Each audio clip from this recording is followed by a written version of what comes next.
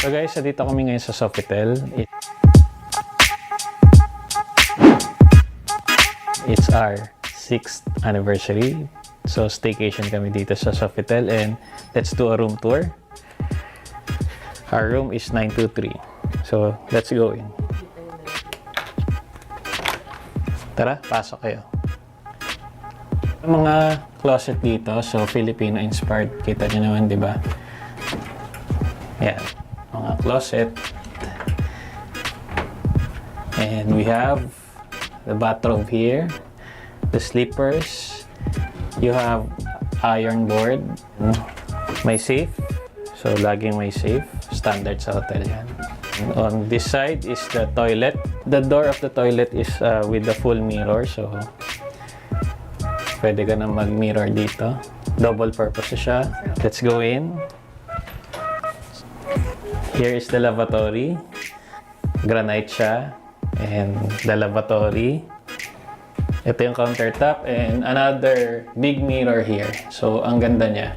And take note guys, glass siya. May blinds naman if you want privacy. And then, here is the toilet. May bidet.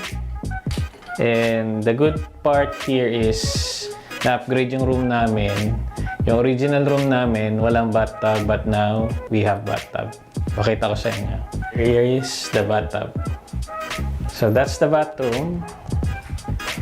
Then punta naman tayo sa pinaka-room. Here you will see here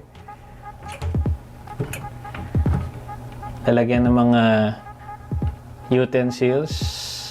May coffee, but hindi naman kami kakape. And then, here's the mini fridge. Utensils, ito ng kape, andun. As we go further, andito na yung bed. Our bed is twin. Kasi mas mahal siya pagka one king or queen size bed. So, it's okay. Magkadikit naman. Kaming dalawa lang naman ni Che. You got the TV here. It's 60 inches TV. Then, may mga artworks sa ibabaw. Pakita ko sa inyo. And then, meron kang work table here. So, pwede ka mag-work in case you're staying here for business. And then, you have a lounge here. Kung may mga visitors ka, pwede kang mag-entertain ng visitor dito. May center table. Then, you got the lampshades. Side table. And then, yung headboard. Fabric siya. And then, this one is leather. Then, you got two mirrors on both sides.